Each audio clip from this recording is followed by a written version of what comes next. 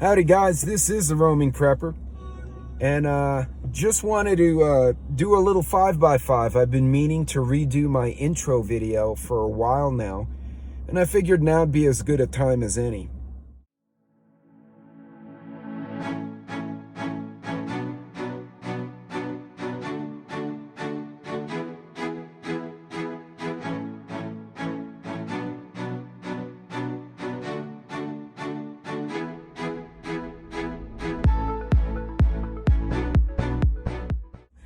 Some of the questions I get, and I'm going to keep it 5x5, 5 questions in about 5 minutes.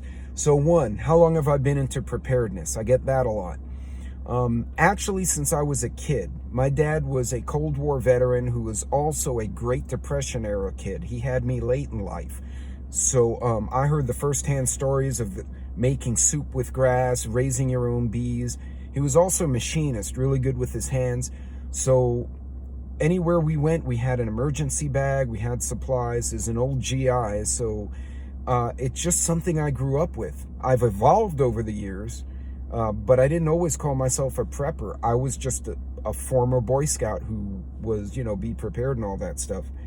The other question, number 2, why did I start a YouTube channel? Well, after witnessing everything that happened in Harvey, stuff in Ike, even the recent Texas freeze and the issues with the Rona, I keep seeing people make the same mistakes over and over. They take for granted that the supply chain will be there, power will be there, water will be there. Even during the freeze, my daughter reported seeing people in her apartment falling down the stairs in the dark because they didn't have a flashlight and their phone died. They don't even have the forethought to keep their phones charged or have a backup battery.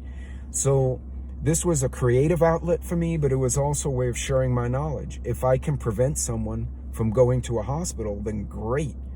I'll do it every day of the week. So part of my community outreach and partly just a creative thing.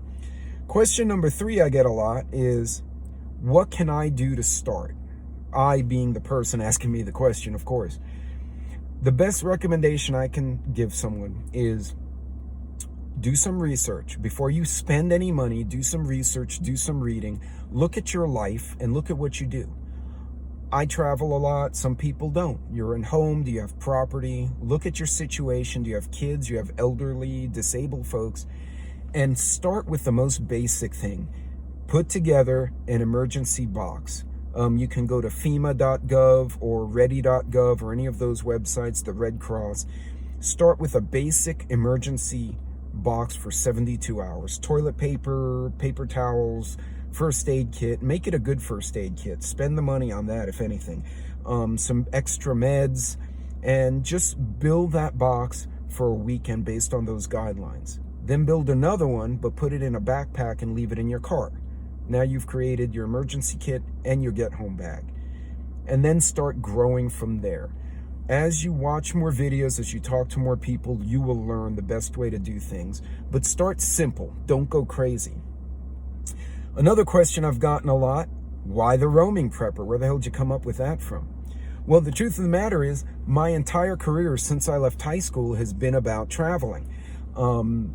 I traveled away for college. I've traveled during college. I've been in medical missions to South America. I've been through 3 continents on business and at least 10 foreign cities. And not as a tourist, out with the public, out with the local folks, learning about these cultures, doing business with them. There was no channel really addressing travel preparedness, and it was something I had to do. I can't be prepped in Argentina the same way I am in Texas. So I had to evolve and make my preps modular for when I'm on the road. Remember, folks, we spend about 20% of our commuting or business days in our cars going to and from work. If you go on vacation and you drive around, that's even more. We spend a lot of time on the road, in a car, in a plane.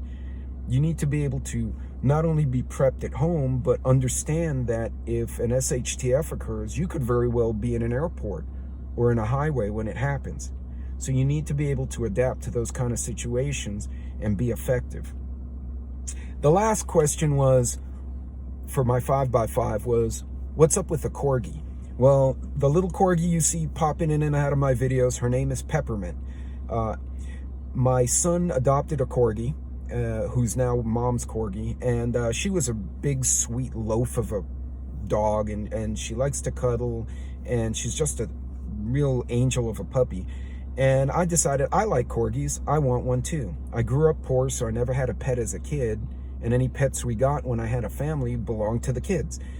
So this was my first, my dog, and my Corgi's a freaking Viking. She like eats socks, fights with the cat, runs around like a buffalo. It's the most insane dog, and she problem solves.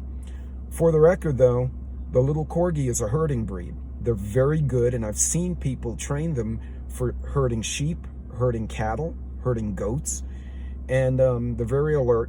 They're not a big dog like a fighting dog, but they would serve a very good purpose on a homestead. And they're very pleasant to be around. So that's where the Corgi came from. In any case, guys, that's my 5x5. I'm a few seconds over, but I hope you enjoyed this video. This is going to replace my original intro, and I'm going to put my original intro into the archives. But thanks for tuning in. I hope you guys get something out of my channel. God bless, Godspeed, and I'll see you later. Take care.